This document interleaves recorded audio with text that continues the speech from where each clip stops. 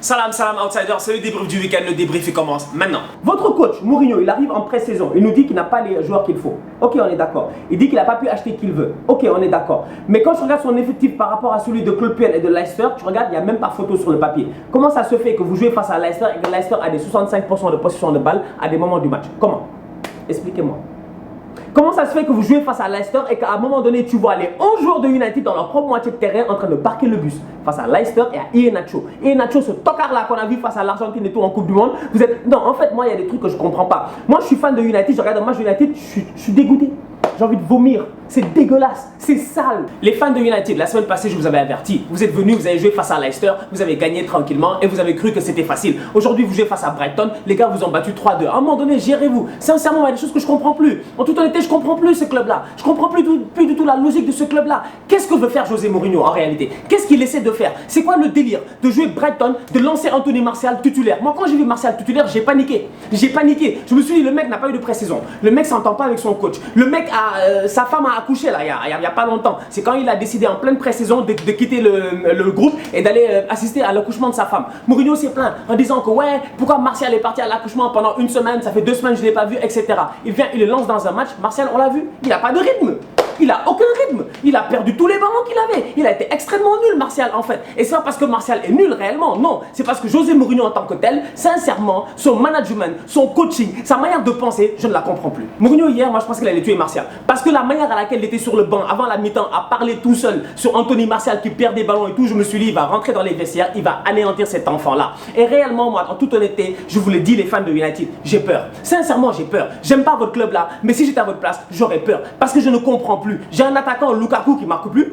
Ah bah oui, t'as un attaquant Lukaku en fait qui marque plus. En fait, s'il marque, c'est parce que les ballons lui tombent dessus. Mais Lukaku, dans le jeu réellement, si t'as vu le match face à Brighton, les actions où le mec il prend le ballon, il doit crocheter, frapper, cadrer, il le fait pas. Donc il y a de quoi avoir peur. Matic est pas là. Matic était blessé. Au milieu de terrain, vous l'avez vu, Fred Pogba, c'est léger. C'est léger parce que les deux aiment se projeter. Donc tu sais pas c'est qui doit rester. À un moment donné, je regarde cette équipe de United là, je la regarde aller sincèrement et je me dis les prochaines semaines vont être intéressantes. Mais étant donné que vous êtes confiant et que vous, il n'y a que Mourinho qui est dans votre vie, il n'y a que Mourinho en qui vous croyez, etc. Le tacticologue, tous les fans de United là, vous êtes prêts à mettre votre vie sur José Mourinho, non, n'est-ce pas? Bonne chance. Comme on dit au bled là, quand on était petit, je vous laisse avec Dieu. Petite parenthèse, Tottenham. Tottenham a battu Fulham ce week-end. J'ai envie d'en parler vite fait parce que Tottenham n'a pas fait de recrutement. Tottenham n'a pas fait de recrutement et donc du coup tout le monde se pose des questions en se disant est-ce que Tottenham va réussir à s'en sortir cette saison?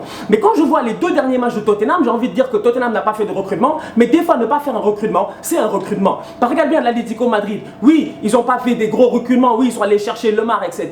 Mais quand tu penses le fait d'avoir gardé Griezmann, c'était à tout ça, seulement, c'était juste un recrutement. Tottenham, il y a Lucas Moura. Il est arrivé l'année passée en janvier, on l'a pas vu de la saison. Cette année, ça fait 2 matchs d'affilée qu'il est au top de sa forme. Lucas, il est chaud, il a marqué, il n'y a rien à dire. De l'autre côté, il y a Lamela. Il y a Lamela. Vous vous rappelez de Lamela, l'Argentin? Lui aussi, ça fait longtemps qu'on l'a pas vu. Il était blessé, etc. Il est revenu en forme encore aujourd'hui. Ils ont Trippier. Trippier, ce week-end, il a encore claqué un coup franc comme à la Coupe du Monde. En fait, Trippier, les coups francs, lui, est devenu Beckham, mec. L'Angleterre a trouvé son nouveau Beckham. Il s'appelle Kieran Trippier, c'est un latéral droit, il est à Tottenham.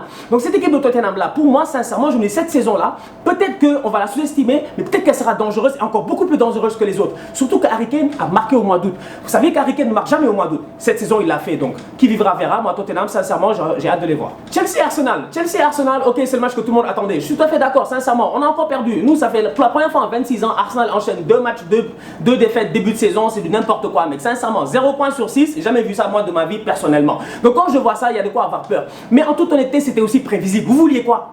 Vous vouliez quoi? On avait Chelsea et Manchester City. Excusez, on avait Manchester City et Chelsea. C'est-à-dire que tu avais le premier et celui qui était champion l'année d'avant en fait. C'est quoi le plan? C'est quoi le plan derrière? La Ligue, ils savaient très bien qu'on a un nouveau coach, qu'on est en phase de transition, qu'on n'est pas très serein. Ils nous claquent Chelsea et Man City. Évidemment, on nous a tapé. Mais notre saison réellement, elle commence la semaine prochaine à West Ham.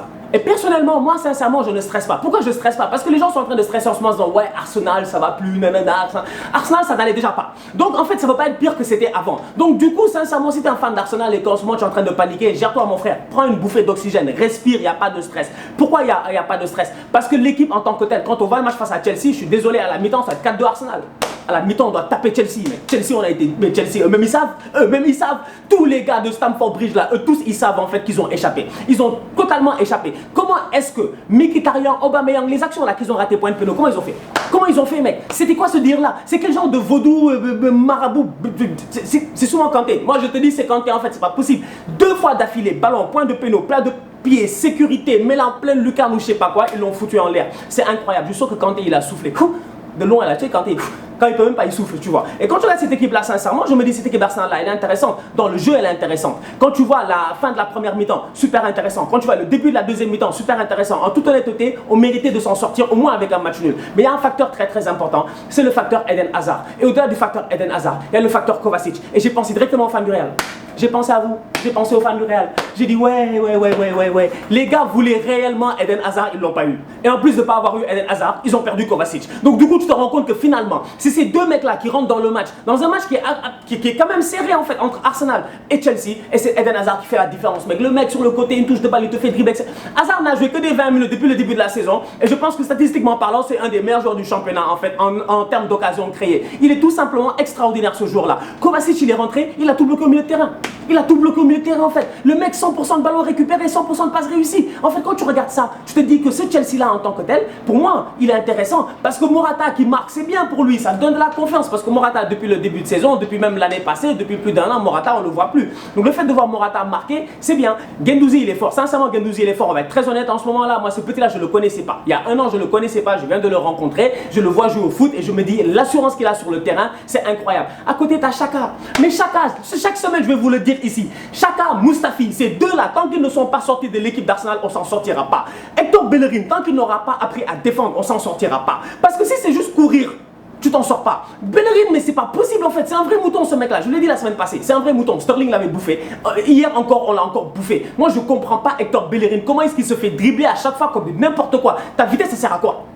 Ta vitesse, ça sert à quoi? Ta coiffure de samouraï là, tu sert à quoi? En fait, moi, Hector Bellerin, sincèrement, l'année où le Barça le voulait, on aurait dû le leur redonner vite fait, bien fait, envoyé par DHL et tout. Parce que ce mec-là, je suis désolé, en toute honnêteté, à part de la vitesse, il n'a rien du tout. Moi, pour moi, il me rappelle vraiment Theo Walcott. Bon, Granit Xhaka, je pense que le prochain match face à West Ham, il ne jouera pas. Parce que Granit Xhaka, si tu regardes bien, le premier match, il est sorti à la 65e minute. Et face à Chelsea, il est sorti à la mi-temps. Il est sorti à la mi-temps pour Torreira. Parce que Torreira est 10 fois plus fort que Granit Xhaka. Donc Granit Xhaka, sincèrement, comme j'ai dit, 45 millions à Mönchengladbach, on s'est fait entuber par les Allemands, mais gravement. Emery, enfin, il a pris ses cojones en main. Parce que là, tu le vois, en réalité, il a fait un choix drastique. Ozil sorti à la 67e minute, un truc comme ça. Parce qu'Ozil, dans le match, il avait aucun impact. Il ne servait absolument à rien. Moi, je ne comprends pas, en fait, le rôle de Mesut Ozil aujourd'hui. Parce que je me dis, Emery, à chaque match, il essaie de tenter un nouveau truc. Mais à un moment donné, Emery, gère-toi, mec. Passe en 4-4-2, normal. Fous-moi Lacazette Aubameyang la semaine prochaine, s'il te plaît, face à West Ham. Honnêtement, quoi, fais-moi plaisir comme ça. Mets-moi Ozil en 10 derrière. Et essaie de vraiment faire jouer ces mecs-là offensivement. Parce qu'on ne peut pas cogner comme ça, à manquer de cohésion offensive.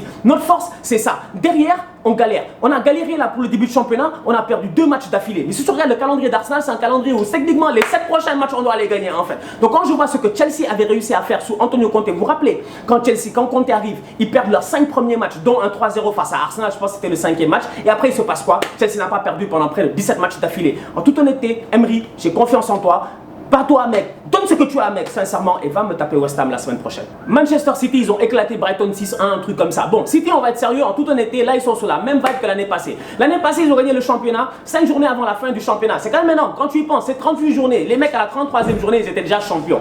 Aujourd'hui, moi je me pose des questions à savoir, est-ce qu'ils vont pas faire la même chose? Et là où moi j'ai peur, sincèrement, de cette équipe de City là, parce que j'ai vu des commentaires, les gars sont comme, ouais, il est en Ligue des Champions, blablabla, c'est toujours la même chose et tout. J'ai dit, mais Pep, il est pas bête. Pep, il est pas bête. Pep, l'année passée, il a fait une erreur. C'est qu'il avait le même effectif durant toute l'année. Pep nous a vendu du rêve, le même rêve durant toute l'année. Et quand Klopp a capté son rêve, Klopp l'a fumé rapidement en fait. Parce qu'il avait le même truc. C'était Sterling, Sané, Agüero. C'est tout. C'était le même mix avec Kevin De Bruyne, etc. Cette année, il est très intelligent. Le match qu'il joue face à Brighton, il vient avec un système quand même, tu comprends pas. Pep joue avec 3 défenseurs et Benjamin Mendy tout seul là-bas, sur le côté gauche. Mais Ben Mendy, merci.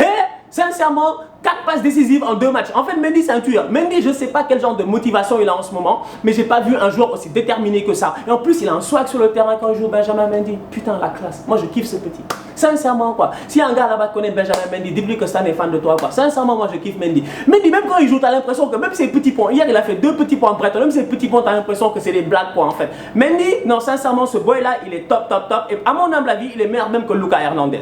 Mais pour en revenir au fait, quand je regarde cette équipe de City là, je te dis, Mendy, il bosse tout le côté gauche, il n'y a personne qui passe. Il a réussi à jouer sans Kyle Walker, donc du coup, en fait, il peut anticiper sa blessure ou quoi que ce soit au courant de la saison. D'un autre côté, il est très intelligent, Pep. Sterling est sur le banc, Sané est sur le banc, Mahrez est sur le banc. Il ne stresse même pas. Il te balance les deux Silva et finalement, ça joue très très bien. Donc cette équipe de City-là a du rechange par rapport à l'année passée. Et moi, je vous dis, sincèrement, faites attention à eux. Le Barça est déterminé. Et moi, je vous dis, cette année, le Barça, j'ai l'impression qu'en fait, comme ils l'ont dit eux-mêmes, en fait, c'est même pas une impression, c'est réel. C'est la Ligue des Champions qui les intéresse. Et quand tu les vois jouer en ce moment, tu vois que réellement, ils ont un effectif pour aller gagner cette Ligue des Champions-là. Le Barça, venir, et Messi, en tant que capitaine, prendre le micro et annoncer à tout le monde, je dis bien au monde entier, avant même le tirage au sort de la Ligue des Champions, tu sais même pas tu vas jouer qui, ils s'en foutent, ils ont dit que eux c'est le trophée qu'ils vont essayer de ramener. Moi je dis une chose est certaine, cette équipe là, comme j'ai dit, la détermination qu'elle a, elle peut être dangereuse. Et d'un autre côté, quand tu as un Messi qui est en forme comme ça, vous voulez quoi de plus? Vous avez vu Messi, premier match, le mec il est en feu.